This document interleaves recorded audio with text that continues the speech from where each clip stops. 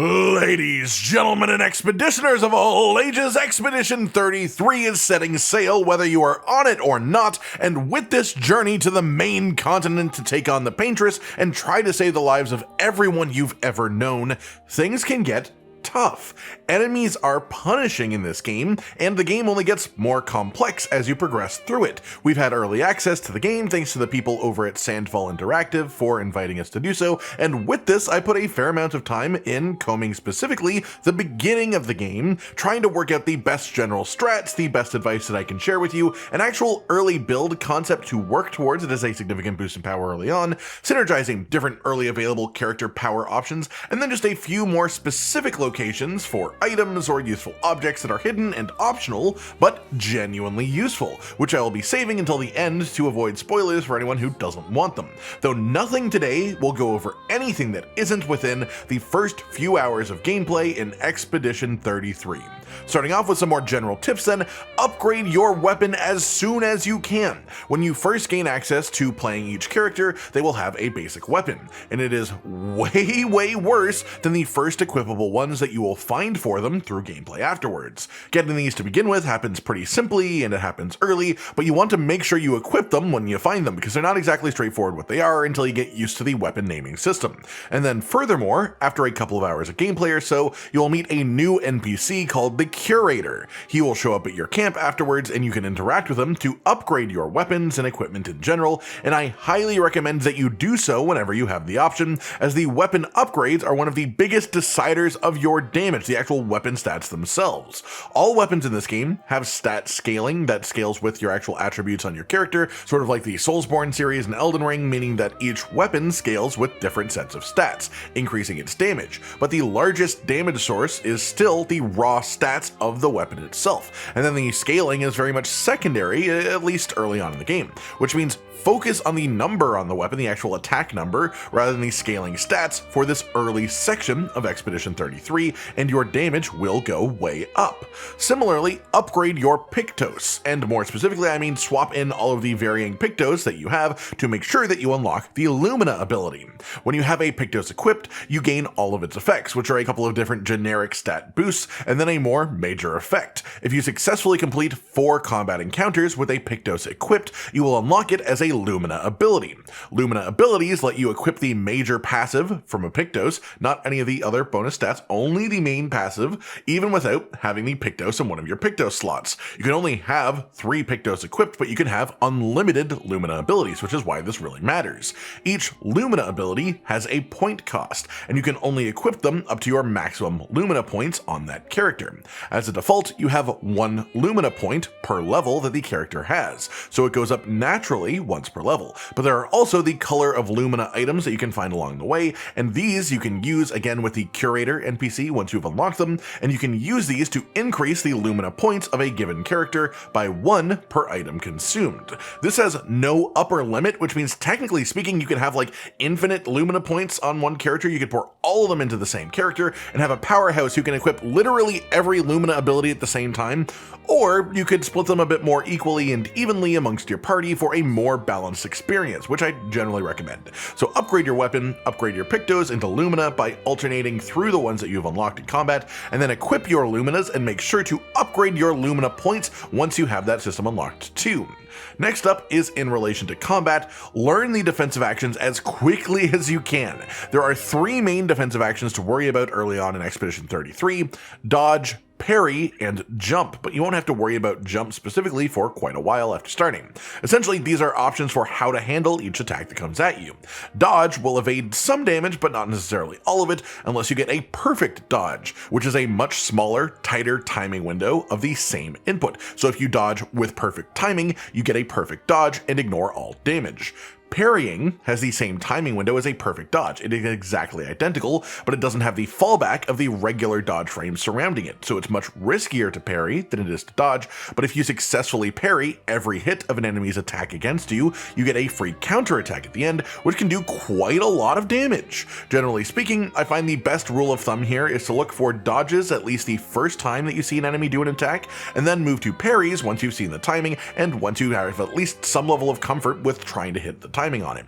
The way that combat works on anything other than pure easy mode, you will not make it very far in this game if you don't start using dodges and parries correctly, because using them effectively fully negates your enemy's damage, and using parries over dodges gets you bonus damage in return as well. So you're essentially controlling turn economy through timing-based skill. You are giving your enemy less opportunities to hurt you by removing their damage, and you're giving yourself more opportunities to hurt them by countering their attacks. And that is generally how you tend to win in a turn-based system, is abusing having more turns than your enemies. So get good at dodging, but more importantly, get good at parrying. And parrying will make the entire game an absolute breeze if you can get those timings down. Every enemy type that you fight will have their own attack patterns, and they'll have their own timings to learn for dodging and parrying, but especially for a boss that you might be fighting multiple times in a row, because that's how it works in this type of game, once you get the timings down for them, you start to feel like an absolute badass, especially because some early boss enemies will turn you to absolute dust if you miss a single dodge or parry, able to basically one-shot you, and that's when it starts to feel really good when you get the timings right. Then the next general tip is that there is a lot of optional content in this game. Optional items, optional interactions, optional NPCs, optional enemies, and interacting with these will generally get you goodies of some kind, and it's worth it. That said, there are specifically optional bosses as well, and in a few of these cases you are shown a boss before you are necessarily expected to defeat it. This won't always be the case, and there are plenty of optional bosses that are a challenge, but not at all unbeatable because of how effective parrying attacks is. But this is a game where you can return to an area after leaving it, so if an optional fight is giving you issues and causing frustration, you can always come back to it later on with a bit more power. As well, a lot of these optional mini-bosses that I found around the place tend to have an item that they're guarding behind them, like an actual pickup that you can see on the ground, and in a lot of these circumstances you can just sort of run around and pick up the item without actually engaging in combat with the enemy if you just move quickly, which is just a little bit of an extra bonus tip. Final general tip then, this will be obvious to some but not to others, you absolutely can farm XP in this game, and the same method will turn your Pictos into Lumina for you quite quickly. There are two good early spots for this, which I will mention in a spoiler-free way. The first is from the second banner of the game, which is more or less the first time that you have a proper left or right path choice when traveling. On your left here is a very short optional path with a singular enemy on it. At this stage, even though it's early, you can easily defeat this single enemy in a turn or two, taking no damage, which gives you bonus experience. And the first few levels of character require so little experience each that you can get yourself a nice boost in levels here quite early if you want to be a slightly higher level early on, though this does seem to cap off at around level 5 because that's when the experience required goes up significantly. The next spot that I recommend stopping in to farm if you want to is further on enough that I won't show it physically, but there is a banner called Flying Waters Lumerian Streets, which you will find on the main path of the game. In front of this banner there is a sort of open town square, a nice circle around a central tower building, and there are 4 packs of enemies that patrol in that circle. You can kill the enemies, rest at the banner to respawn them, and then kill the enemies again. And this is the first spot that is worth substantially more reward to time ratio than just fighting standard enemies, so if you want to try and overlevel your enemies, there are a couple of spots to get ahead. Now let's move on to more specific tips, and I want to talk about where I found success with building characters early. Generally speaking, I found that the stat that provides the most value in the early game at least is speed. The agility stat is the main one to go into to increase your speed, and speed affects turn order.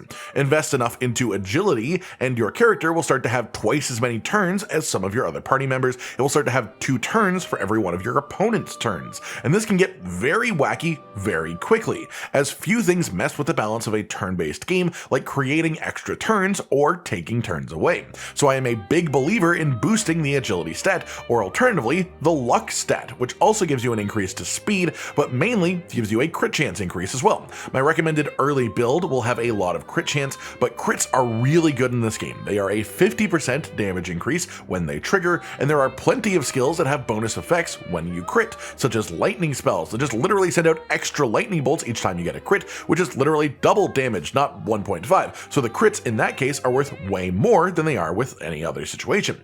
Generally speaking, my position when looking at the stats is that vitality and defense only really matter if you get hit, because between the dodge and the parry mechanics, the game is actively trying to teach you never to get hit. And when you are successful with these mechanics, when you are good with these mechanics, you take exactly 0 damage in a fight, which to me means that you should only invest in vitality and defense as attributes if you plan to not get good at these timings. And there's nothing wrong with that. You can play that way if you want. Maybe you don't like the timing system, but this is how I'm looking at it. Might as a stat is just pure attack increase, which is fine, but the actual amount of bonus offense that you get from this isn't that much relative to the increases that you would get from just upgrading your weapons. And again, both crit and speed as stats have much higher overall impacts than a few bonus points of damage on each hit. So for the most part, I view agility and luck as the really high tier attributes, especially in the first few hours of the game where you have limited equipment to make the other stats worth considering, and especially because there are items that you can use to reset your attributes on each character later on if you don't like the way this is turning out. As for the specific build template that I use to just walk through early game pretty easily, it only requires 2 main things to get going. First, you need Lune as a character, who is the second character to join your party, and then the second main thing that you need is the critical burn Pictos. You can get this super early, specifically right after you add Lune to your party. There is a Lanceram enemy that drops the Deminerim Weapon for Gustave. This is unmissable, but forward and to the right of this enemy is a small cave with an item that is missable if you just run past, which is this Pictos, critical burn. The main effect that we're after is the major passive, which is 25% bonus crit chance against burning enemies. 25% crit chance is quite a lot of value this early on, as we have minimal other sources of crit chance, and quick math says that if the enemy is always burning, if a critical hit is worth 50% damage increase, and we activate it 25% of the time because of this will be an average of 12.5% damage increase for anyone who has this passive. This Pictos costs 5 Lumina points to have active as a Lumina ability, so once you have completed 4 combats with it equipped, and once you are level 5, you can equip this effect on both of your party members that you'll have at this point, either as a Lumina ability for both, or as a Pictos for one and Lumina for the other. But this means both party members will have a significant synergy with the burn status, and Lune has base skills that apply burn, so this is easy to activate in general, but she also has a skill that you can unlock on her skill tree early on called Wildfire. This affects every enemy target in the fight and sets all of them to have the burning status. If in multi-target combat, this means that you will activate the critical burn effect for all party members against all enemies, so you just gain 25% crit chance on all allies for that fight. So I recommend picking up the Wildfire skill for Lune and pairing it with that Pictos Lumina effect, and as your party grows, you can apply it to even more members and continue stacking this synergy. And when you get Maelle into the party as well, she has innate synergies with burning enemies just from her base skills, which makes this just a really solid mix early on in the game. Obviously, there are tons of things that you can add in to make it even stronger, but a very basic synergy that can give you a solid general boost to your offense when playing through the early game. For reference of what I did around this as well, I got the skill for Gustave that boosts ally damage, and then I pumped him full of agility so I could generate charges for his overcharge system as often as physically possible, and built him around base attack damage so that I could use the AP for either buffing allies or for ranged attacks mostly. For Lune, I went full into luck as a stat for the mixed crit chance and speed that it gives you, and this mixes quite well with her lightning skills as well if you choose to unlock them, because they have bonus effects when you crit with them, making it even more effective to mix with this crit based setup. Then past that, just a few missable items I think are worth being sure that you find in the early section of the game, and I will go in chronological order so you can tune in or out depending on your actual game progress if you are worried about being spoiled. First up then, from the Spring Meadows Abandoned Expedition Camp banner, you want to head forwards and right. You want to follow the raised area that is on the right here without dropping down, even after the flare happens in the sky. Follow it to the very edge on this right side and you will find the Dead Energy Pictos. This gives you +3 action points after killing an enemy, which essentially just lets you chain powerful attacks in multi-target combat. Use a big skill that gets a kill, it might have cost you a bunch of AP, but you'll still have a bunch of AP left because of this Pictos effect for your next turn. And this is another really solid Pictos to turn into a Lumina ability as well. Next, in Spring Meadows, beside the Indigo Tree banner, and specifically up in the tree itself beside the red 33 message you'll see as part of the main path, follow the path along the tree on your left without dropping down, move all the way to the edge of the sort of branch here, and you will find the Empowered Attacks Pictos. This makes it so basic attacks will increase the power of your next attack by a major amount. This is relevant anytime that you are low on action points, which most characters will tend to do at some point, especially in the early game, or in fights where you are using a lot of your AP for ranged attacks due to flying enemies, which is a genuine concern. And again, you can turn this Pictos into a Lumina ability that is quite solid, but a bit of a higher cost to equip than the previous one mentioned. Now we're going to move on to the next major area, so if you don't want to know what it is, look away.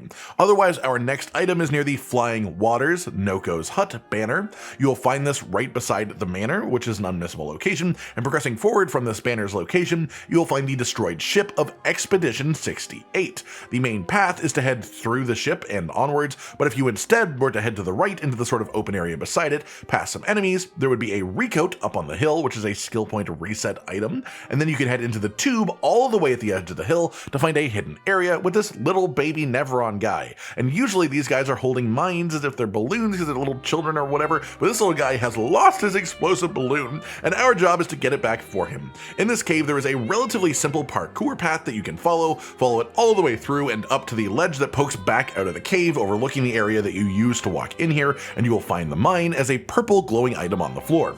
Bring this back to the baby, and he will give you a weapon for Lune, the Deminerim. This is a lightning weapon that scales with the luck stat, so it's very, very good in the build setup we talked about earlier, and it's very, very good in lightning setups in general for Lune, but also just generally it's quite high attack for when you find it compared to previous weapons. Then the final one that I want to call out is from an optional boss. Specifically, I'm going to use the banner that is after where the boss is to tell you where to go, which is Flying Waters, Lumiere, and Streets, which, if you're paying attention, is the same banner that I mentioned earlier for an XP farm. But this time we are turning back around and heading backwards from the banner and against the wall that will be on your left side, moving this direction through some kelp or seaweed. I'm bad at underwater plants. You'll see a Bourgeon optional boss. This dude is super imposing. He's fucking massive and terrifying. You are told to fear them when you see one in the distance before this and told to avoid fighting them. But he's right here, and he is super beatable with some decent parry and dodge timings, and he will, let's just say that he will remove a character from combat for a bit without saying exactly why, but other than that, it's just hit your defensive timings, do big damage to him, and avoid death. The reason that I bring up this optional boss specifically is because it just drops a buttload of stuff. It gives you a ton of XP for your party, but then it also drops a weapon for Gustave, as well as the augmented counter, Pictos, which has the major passive of increasing counterattack damage, which is specifically when you proc a counter from parrying the enemy repeatedly. And so of course, if I'm telling you repeatedly that you need to get good at parry timing because it's really important and really powerful, I also think that this Pictos and the related Lumina ability to boost counter damage are very solid as well. And that just about does it for today then, everyone. Everything from more generalized tips to specific build advice to exact locations of some weapons and Pictos in general that you could otherwise easily miss. These are things that I view as being quite strong when you're able to find them, so I wanted to make sure you did. I hope you've all enjoyed this then, and hopefully it helps you all out in tackling your journey with Clair Obscur Expedition 33. Like if you liked the video, subscribe to the notification bell for more, and most importantly, ladies and gentlemen, until next time, stay sweet.